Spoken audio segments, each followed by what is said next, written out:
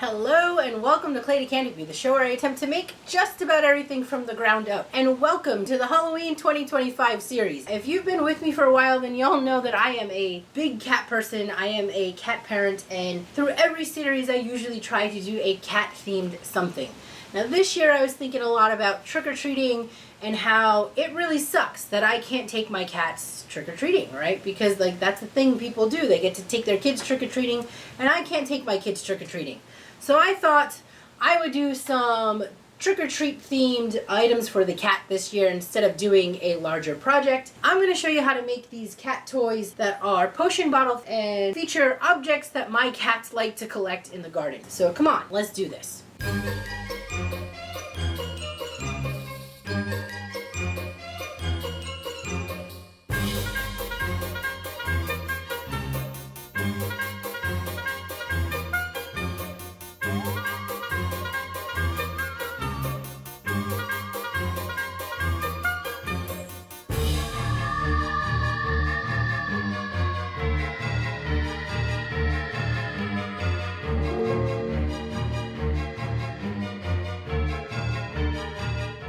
Found these while I was at Michael's. Now these are just decals, I think, for doing paper crafts, but what really attracted me to these were the potion bottles. So the first thing I want to do is make my template. I'm going to be tracing these. I feel like a couple of these are too big. Like these two would probably be an okay size, but I feel like maybe these three are a little bit too big for a cat toy, but they have really great shapes.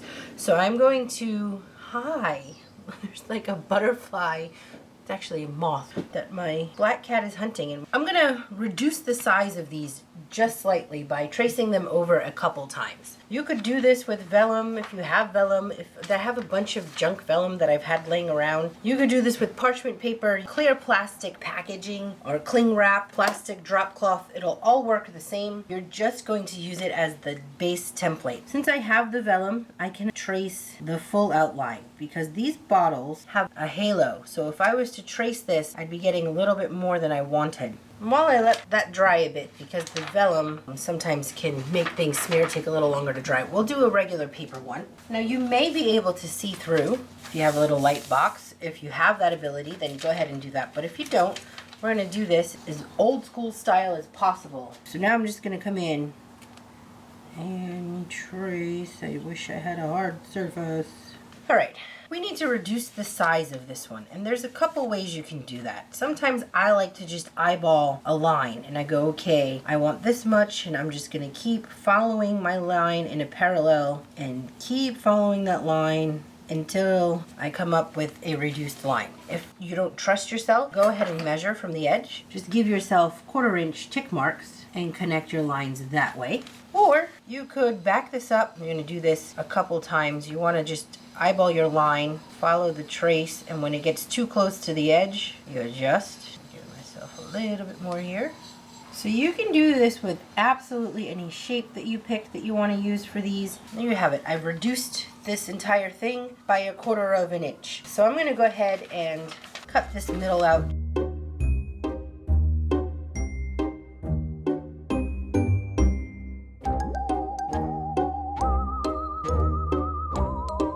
Okay, so now that I have all of my templates that I'm happy with, I want to make a more permanent template. So that's what we're going to do next. And you can make a permanent template using any kind of thin cardboard, cardstock. We're just trying to grab what you got laying around. You could print your little templates and change them on the computer.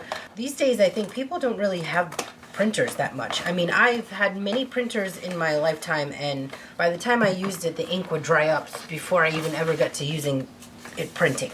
So a lot of people don't really have them these days. So if you don't have a printer, we're doing this like the low-tech way. Craft night at home, something to do. Anyhow, so I'm going to use these boxes to give me a more stable template.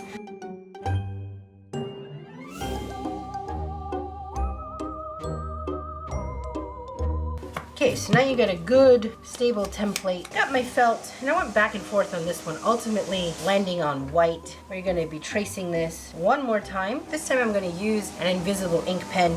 I'm tracing and cutting 2 pieces for each toy.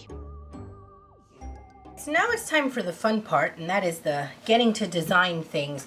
Now, the one thing I did want to mention is that these are meant to be cat toys, so you want to make sure that whatever materials you're using are pet friendly. I had planned on making a jar of catnip, moon water, butterflies, lizard tails, and spiders. So these are like all the things that my cats go after, hunt, or find. Moon water's in there for me, but my cats, you know, love a walk in the moonlight. For the catnippy one, I think this could be catnip, this could be my butterflies, lizard tail, moon water, and spideys. I am going to sew these since they are for the cats. I want to use glue as minimal as possible, and stitching these together will work just fine. But for my decoration, I am going to be using some felt that I will glue on. And for this glue, I will just be using my tacky glue. Your basic, any kind of tacky glue to get the glue on. They are non-toxic.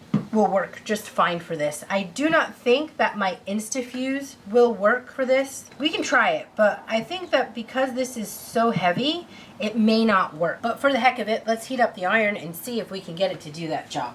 Alrighty, so for the catnip, I am just gonna cut little leaves. And of course, you can template out any of these if you want to. Some inspiration. Hopefully the cat doesn't come attacking. Yeah, here she comes.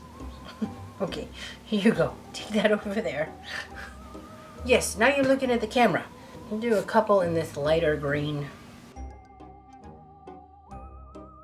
Mama, this is not helpful. No one can see anything. All right, we're gonna try the heat set glue just to see if I can get it to go on this. Now, I do know that the iron needs to be hot enough to fuse the glue, but felt can have the tendency to burn, especially the less expensive felt, because it's most likely not gonna be real wool. It's probably going to be poly, some poly based, some kind of plastic acrylic based. I absolutely love, love, love, I'm gonna go on again about it, my InstaFuse glue. It is basically like super fast set. You just gotta hit it with an iron. I'm gonna put this over.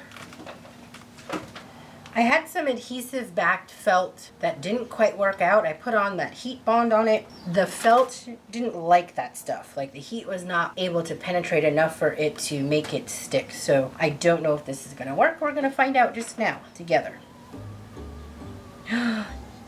Oh, did it? Yes? No? Maybe? It did. Oh, that's going to make the job go much, much faster. Okay, I can also come in and wet my edges to get rid of my blue mark. This blue is disappearing ink so long as you moisten it. And there we go. And since my glue is working, we are going to carry on with the InstaSet because this stuff is magic. So this is InstaFuse. I picked up some more of this in the package from Walmart the other day. It was 10 bucks. It is similar to the tacky glue. The only thing is that you need heat to make it bond quickly. So I can stitch up these, and if you don't want to do any stitching, you most certainly could just follow it up using this adhesive. I like to hand stitch sometimes. Sometimes that's my game. For my Christmas ornaments, my cat Christmas ornaments, I hand stitch all of those. I like the meditative process of stitching. Okay, so I'm gonna carry on decorating up my things.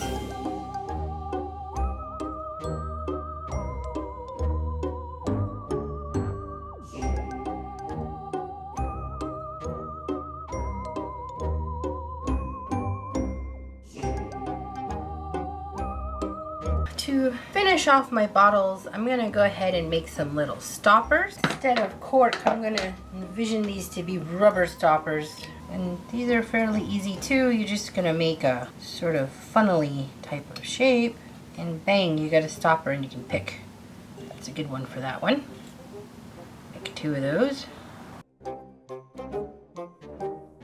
Stitching, hand stitching adds a bit of a detail because I like to use DMC floss when I hand stitch, and the DMC floss will add character to it. So, you know, it'll really bring out some of those details. I can go in and put in a little bit of veining around these leaves and highlight the butterfly, that kind of thing. And I will be stuffing them with some buffalo snow because I love me some buffalo snow, swear by it. The stuff they put out at Christmas, I always wait till this gets marked down 75% off. People use this to make their Christmas villages look like it snowed, but it is basically polyfill. For any stuffies that you might be making, it's usually the least expensive way to get yourself some polyfill. So I busted out some of my DMC floss. I'm just gonna show you how I do some of the detailing. I like to split my DMC into a 3-strand for this type of work, and I'm only gonna use half the strand, so I'm not doubling over. Tie a knot. The great thing about using the InstaFuse glue over using the tacky glue is it's a little bit softer. I find the tacky glue can sometimes leave really big lumps and it's hard to pierce through. I'm gonna go ahead and I think I'm just gonna give myself a vein running right up. Gives me a nice little leaf embellishment, but it also ensures that if one of the cats comes at the leaf and bites it, they're not going to be able to really easily pull it off. I'm using a fairly large embroidery needle. I'll go ahead and embellish around this and get this one done, and then I can begin my blanket stitch around the edge. So I'm going to begin my stitching of these two, and it'll be easier, bigger area to get stuffing in on the side. So I'm gonna start wherever I want to do the stuffing. Let's just do a whip stitch. It's a very simple stitch. If you're not really into sewing, this is a very easy stitch to do. So you have the end coming out here, and you just poke in next to it, let it loop over itself, and you end up doing what's called a whip stitch. Let's add a little bit of personality around my piece. And you can see this goes pretty quickly. Sometimes you can get 2 at one if you're not doing too thick of a piece. And here we are at what I want to be my opening. Grab myself a little bit of that buffalo snow. Don't need much here. Got my dried basket of catnip. I'm getting the look. She sees me crunching the catnip.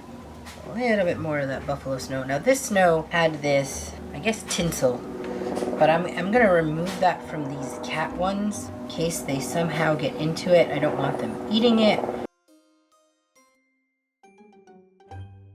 Okay, I'm getting close to where I'm meeting myself again, and to tie this off now, I'm gonna stick this through the back end one, the one that's closest to the end where there's nothing to pull through.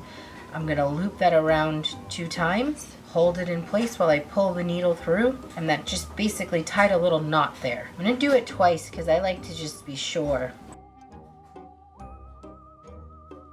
Rather than clipping now and having this thread hanging out, I like to feed my needle through the seam,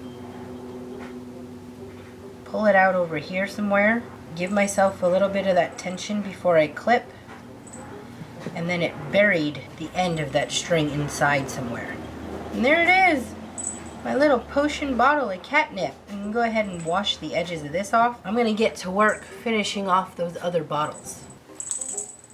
You approve of that cat toy? Yeah. Yeah. I guess you do. I guess you do. Oh. Stolen bottle of lizard tail. You are the best Halloween prop I have on this table. You want a toy? You want to play with a toy?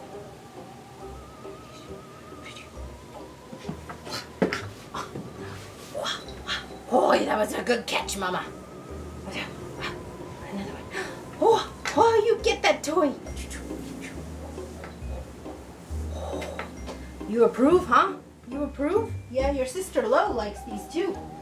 Yeah, filled with catnip. Oh, you get them. I hope you enjoyed this video. Please like, share, and subscribe if you have not done so already. And stick around for some more Halloween makes.